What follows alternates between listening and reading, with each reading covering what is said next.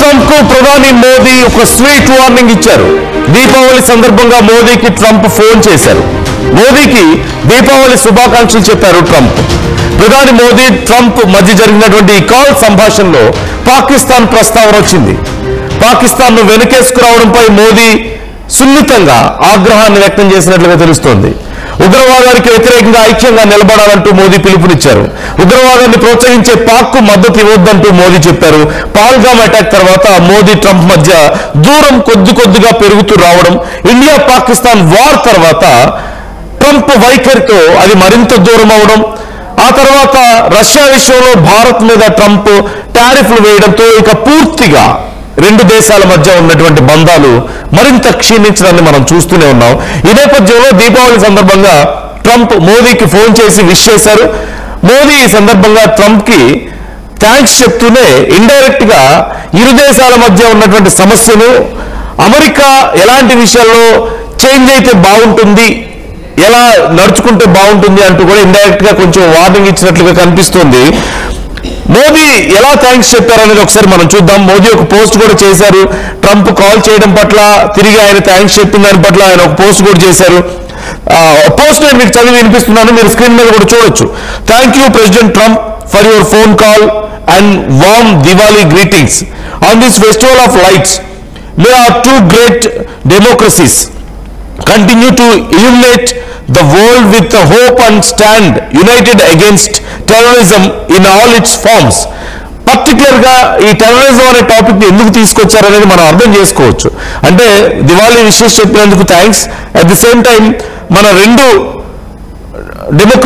రెండు కంట్రీస్ కూడా ఈ హోప్ ని పెంచడంలోనూ టెర్రరిస్ట్ మీద ఫైట్ చేయడంలోనూ ఒకటిగా నిలబడతాయని, ఒకటిగా ముందుకెళ్తాయని నేను ఆశిస్తున్నాను అంటూ మోదీ ఒకసారి గుర్తు చేశారు ట్రంప్ కి. మీరు చేస్తుంది మీరు ఒకసారి చూసుకోండి అన్నట్లుగా ఒకసారి అలా చిన్న మొట్టికాయ వేశారు. చాలా సున్నితంగా వేశారని చెప్పుకోవాలి. బట్ బిఫోర్ దట్ ఒకసారి అసలు ట్రంప్ ఏం చెప్పారు, మోదీకి కాల్ చేశారని చెప్పి ఆయన చెప్పారు. ఒక ప్రెస్ మీట్ లో ఆయన మాట్లాడుతూ మన ఇండియన్ జర్నలిస్ట్ అడిగినటువంటి మాటకు ఆయన చెప్పారు, a great friend with whom he claimed to have had phone call on Tuesday. అంటే ఆయన ఒక ఫోన్ కాల్ నేను మాట్లాడాను ట్యూస్డే రోజు అంటూ ఆయన క్లెయిమ్ చేసుకున్నారు. దాని సందర్భంగా ఆయన ఏం మాట్లాడారు అనేది కూడా చెప్పారు. I just spoke to your prime minister today. అంటే ఆయన ప్రెస్ మీట్ లో చెప్పింది నేను మీకు చదివి వినిపిస్తున్నాను. I just spoke to your prime minister today. We had a great conversation. We talked about trade. We talked about lot of things, but mostly the world of trade. He is very interested in that. He told reporters that White House in White House అంటూ ఇక్కడ ఒక post నేను మీకు చదివి వినిపిస్తున్నాను. అంటే Trump direct గా ఏం మాట్లాడారు అనేది ఇక్కడ వినిపిస్తున్నాను నేను మీకు. ఒక ప్రెస్ మీట్ లో చెప్పారు, నేను మీ పిఎం కి ఫోన్ చేశాను, మోదీకి ఫోన్ చేసి మాట్లాడాను, దివాళీకి విష్ చేశాను, is a great friend of mind. అలాగే నేను ట్రేడ్ గురించి చాలా మాట్లాడాను, వరల్డ్ ట్రేడ్ గురించి. ఆయన కూడా చాలా ఇంట్రెస్ట్ చూపించారు ఈ విషయంలో అంటూ ఆయన చెప్తున్నారు. అలాగే at the same time we just have a very good relationship and he is not going to buy much oil from Russia. ఇదిగో మళ్ళీ ఒక కాంట్రవర్షియల్ టాపిక్, మళ్ళీ ఒక క్లారిటీ లేని టాపిక్ ఆయన మాట్లాడుతున్నారు. ఏమని, we just have a very good relationship and he is not going to buy much oil from Russia. He wants to see that war ends as much as with Russia and Ukraine. And as you know, they are not going to be buying too much oil, so they have got it way back and they are continuing to cut it way back. So అంటూ ఆయన చేసినటువంటి comments మనం చూస్తున్నాం. అంటే India oil కొనడాన్ని తగ్గిస్తున్నామని చెప్పింది, ఇప్పటికీ ఆ విషయంలో ఆలోచిస్తుంది, తగ్గించింది, ఇంకా తగ్గించబోతుంది ఆయిల్ కొనడాన్ని అంటూ ఆయన మాట్లాడుతున్నారు. మొన్న ఈ మధ్య కూడా ఇలాంటి ఒక ట్వీట్, ఇలాంటి ఒక కామెంట్ మనం చూసాం. ఏమని, ఇండియా నాకు ప్రామిస్ చేసింది ఇక రష్యాతో బిజినెస్ చేయమని చెప్పి, రష్యా దగ్గర నుంచి ఆయిల్ కొన్నామని చెప్పేసి, సో చైనాని ఒప్పించడం ఇక మిగిలిపోయింది, ఇండియా అలాగో ఒప్పుకుందని చెప్పి ఆయన మాట్లాడారు. ఏమాత్రం ఆధారం లేకుండా, ఏమాత్రం ఆ మాటలకి కొంచెం కూడా ఒక స్టాండ్ అనేది లేకుండా, బలం లేకుండా నోటికి ఏదొస్తే అది మాట్లాడడం అనేది ట్రంప్కి బాగా అలవాటైపోయింది. ఇప్పుడు మోదీతో ఫోన్ కాల్ మాట్లాడారని చెప్తున్న సందర్భంగా మరొకసారి మళ్ళీ ఆయన అలాంటి మాటలే మాట్లాడారు. ఏమని, ఇండియా ఆయిల్ కొనడం తగ్గిస్తారని చెప్పింది, ఇప్పటికే తగ్గించింది, ఇంకా తగ్గించబోతోంది. మోదీ కూడా కోరుకుంటున్నారు, ఇండియా కూడా కోరుకుంటుంది. రష్యా ఉక్రెయిన్ వార్ ఆగిపోవాలి, రష్యా ఉక్రెయిన్ వార్ ఆగిపోవాలని కోరుకుంటున్నాం, అందులో డౌట్ లేదు. కానీ ఆయిల్ కొనడం తగ్గిస్తామని కానీ తగ్గించామని కానీ పూర్తిగా ఆపేసామని కానీ మేము ఎక్కడ చెప్పలేదు అని చెప్పి గతంలో కూడా ఇండియా చెప్పింది. మరొకసారి ట్రంప్ ఇలాంటి ఒక నిజం లేని మాటలు మాట్లాడి, నోటుకొచ్చిన మాటలు మాట్లాడి ఇంకోసారి పరువు పోగొట్టుకోవడం తప్ప ఇంకేమైనా ఉందా ఈ విషయంలో? ఎందుకు ఇలా మాట్లాడుతున్నాడంటే క్లారిటీ లేదు. అమెరికా అధ్యక్షుడి స్థాయిలో ఉండి, ప్రపంచంలోనే అగ్రదేశంగా పేరొందిన అమెరికాకి అధ్యక్షుడి స్థాయిలో ఉండి ఇలా నోటుకొచ్చింది మాట్లాడొచ్చా? ఏది పడితే అది మాట్లాడితే అయిపోతుందా ప్రపంచ దేశాల ముందు? ఎందుకు మాట్లాడుతున్నాడు అలా? అంటే అలా మాట్లాడటం వల్ల ప్రెషర్ పెరుగుతుందనా? ఇక ఇండియా సైలెంట్ అయిపోతుంది అంటే కాదని చెప్పేంత ధైర్యం ఇండియాకు లేదనా? మొన్న చెప్పాం కదా కాదని. మా ప్రజల అవసరాలు, మా అవసరాలే మాకు ముఖ్యం, మేము వాటికే ఎక్కువ ప్రయారిటీ ఇస్తాం అని మేము క్లియర్గా చెప్పాం. రష్యా నుంచి కొనుగోలు చేస్తామని మేము కంటిన్యూ చేస్తున్నాం. రష్యా నుంచి కొనుగోలు చేయమని ఎక్కడ చెప్పలేదని క్లియర్గా మొన్న స్టాండ్ చెప్పాం కదా. ఏదో పాకిస్తాన్ లాగానో ఇంకొన్ని దేశాల లాగానో ఏదో ఒక స్టేట్మెంట్ నోటుకొచ్చింది మాట్లాడితే తిరిగి వీళ్ళు మాట్లాడలేరులే, దాన్ని కవర్ చేసుకోలేరు, నాకు ఎదురు చెప్పే ధైర్యం లేక సైలెంట్గా దాన్ని ఫాలో అయిపోతారని చెప్పేసి అనుకుంటున్నారా పాకిస్తాన్ లాంటి దేశాలను చూసుకొని? అలా కుదరదు. భారత్ ఖచ్చితంగా తమ స్టాండ్ మీద తాము నిలబడగలుగుతుంది. ఒక ఇండిపెండెంట్ రిపబ్లిక్ కంట్రీగా we can stand on our own legs. మా కాళ్ళ మీద మేము నిలబడగలుగుతాం, మా మాట మీద మేము నిలబడగలుగుతాం, మా ప్రజలకు ఏ అవసరాలు ఉన్నాయో దానికి తగ్గట్టుగా నిర్ణయం తీసుకోగలుగుతాం. దివాళీ విషెస్ చెప్పారు, తిరిగి మోదీ కూడా అలాగే థ్యాంక్స్ చెప్పారు. At the same time Modi నుంచి వచ్చినటువంటి చిన్న స్వీట్ వార్నింగ్ కూడా ఇక్కడ మనం చూడొచ్చు. దివాళీ విషయం చెప్పినప్పుడు థ్యాంక్ యూ సో మచ్ అని చెప్పేస్తారు సింపుల్ గా, మీరు విష్ చేసినందుకు థ్యాంక్ యూ, ఇలాగే మనం కలిసి ఉండాలని చెప్పొచ్చు. కానీ పర్టికులర్ గా టెర్రరిజం అనే దాని గురించి మాట్లాడారు. Stand unite against terrorism in all its forms. అంటే కుదిరిన అన్ని విధాలుగాను మన ఇరు దేశాలు టెర్రరిజంకి అగేన్స్ట్ గా నిలబడడానికి కలిసి ఉండాలి అని చెప్పేసి మాట్లాడారు మోదీ. ఎందుకు మాట్లాడారు?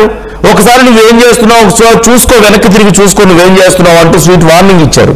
మనందరికీ తెలిసిందే అమెరికా పాకిస్తాన్ ఎంత వెనకేసుకొస్తుందో, సిగ్గు లేకుండా ఎలా వెనకేసుకొస్తుందో మనం చూస్తున్నాం. ఎందుకంటే వాళ్ళకి డబ్బులు ఇస్తున్నారు, వాళ్ళకి ఆయుధాలు ఇస్తున్నారు, వాళ్ళ దగ్గర ఆయిల్ రిజర్వ్స్ పెట్టడానికి ట్రై చేస్తున్నారు. ఇప్పుడు పాకిస్తాన్లో బలూచిస్తాన్ లిబరేషన్ ఆర్మీ స్వాధీనం చేసుకున్నటువంటి ప్రాంతంలో ఉన్నటువంటి రేర్ ఎర్త్ మెటల్స్ గురించి బిజినెస్ చేయడానికి అమెరికా ఇన్వెస్ట్ చేస్తుంది పాకిస్తాన్లో. సో అన్ని రకాలుగా పాకిస్తాన్ వెనకేసుకురావడమే కాకుండా ఏదో ఒక రోజు పాకిస్తాన్ భారతదేశానికి ఆయిల్ అమ్ముతుందని కూడా మాట్లాడుతున్నాడు ట్రంప్. ఎందుకంటే సిగ్గుమాలిన చర్య ఇంకోటి ఉంటుంది. పాకిస్తాన్ దగ్గర ఆయిల్ కొనేంత దౌర్భాగ్య స్థితిలో భారత్ ఉందా? రష్యా లాంటి దేశాలు ఉన్నప్పుడు అంతగా కావాలంటే మళ్ళీ ఇరాన్ నుంచి కొనుక్కుంటాం. అంతే తప్ప ఎందుకు మేము పాకిస్తాన్ దగ్గర కొనుక్కోవాల్సినంత దుస్థితి మాకు ఎందుకు వస్తుంది? అది కూడా పాకిస్తాన్లో కొన్ని ఆయిల్ రిజర్వ్స్ బయటపడ్డాయి, but at the same time భారతదేశానికి అమ్మేంత స్థాయిలో పాకిస్తాన్ దగ్గర ఆయిల్ రిజర్వ్స్ లేవు. ఇప్పుడు అమెరికా తీసుకొచ్చి ఆయిల్ రిజర్వ్స్ పాకిస్తాన్లో పెడితే అవి మళ్ళీ భారతదేశానికి అమ్ముతుందా పాకిస్తాన్? అంటే ఎక్కువ రేటుకి అమ్మి డబ్బులు తీసుకుంటుందా? అంటే భారతదేశం ఇదిగో తీసుకోండి డబ్బులు, మేము వ్యాపారం చేయండి, మాతో మేము డబ్బులు ఇస్తున్నాం, మాకు ఆయిల్ ఎక్కువ రేటుకి అమ్మండి, మీరు వెళ్ళి ఉగ్రవాదులను పోషించుకోండి అని చెప్తుందా? అంత దిగజారిపోయిన పరిస్థితుల్లో మేము ఉన్నామా? ఖచ్చితంగా లేము. ఇవన్నీ కూడా ఏమాత్రం నరవలేని నాలుక ఎలా పడితే అలా తిరుగుతుందంటారు కదా, అలా మాట్లాడుతున్నారు. అంతకు మించి వేరే ఏం లేదు. పాకిస్తాన్ని అమెరికా వెనుకేసుకురావడం పట్ల భారత్ మరొకసారి ఏ చిన్న అవకాశాన్ని వదిలిపెట్టదు అనడానికి ఇది ఒక నిదర్శనం. అలాగే నోటికొచ్చింది వాగి పరువు పోగొట్టుకుంటున్నాడు ట్రంప్ అనడానికి ఇది ఒక నిదర్శనం. దీపావళి శుభాకాంక్షలు చెప్పడం అనేది ఒక నిదర్శనం. ఎందుకంటే దివాళీ శుభాకాంక్షలు చెప్పానని చెప్పి అట్ ది సేమ్ టైం మళ్ళీ రష్యాతో బిజినెస్ ఆపించాను, బిజినెస్ ఆపడానికి మేము ఒప్పుకున్నారు మోదీ అని చెప్పేసి మాట్లాడాడు. అందులో ఏమాత్రం నిజం లేదు. అలాగే తను చెప్పినటువంటి విషయస్కి రిప్లై ఇస్తూ థ్యాంక్స్ చెప్తూనే టెర్రరిజం గురించి మనం కలిసి పోరాడాలి, అన్ని అవకాశాలను ఉపయోగించుకోవాలని మోదీ చెప్పడం ద్వారా మీరు సిగ్గు లేకుండా టెర్రరిస్ట్ దేశాలను వెనకేసుకొస్తున్నారు, కొంచెం ఆలోచించుకోండి వాళ్ళకి సున్నితంగా ఒక మొట్టికాయ కూడా వేశారు. సో ఇరు దేశాల వైఖరి ఇక్కడ అర్థమవుతుంది, మన ఇరు దేశాల స్టాండ్స్ అనేవి ఇక్కడ అర్థమవుతున్నాయి. మీ అభిప్రాయం ఏంటి? జరుగుతున్నటువంటి ఈ పరిణామాల విషయంలో మీ అభిప్రాయాలు కూడా మాతో పంచుకునే ప్రయత్నం చేయండి, కామెంట్ చేయండి.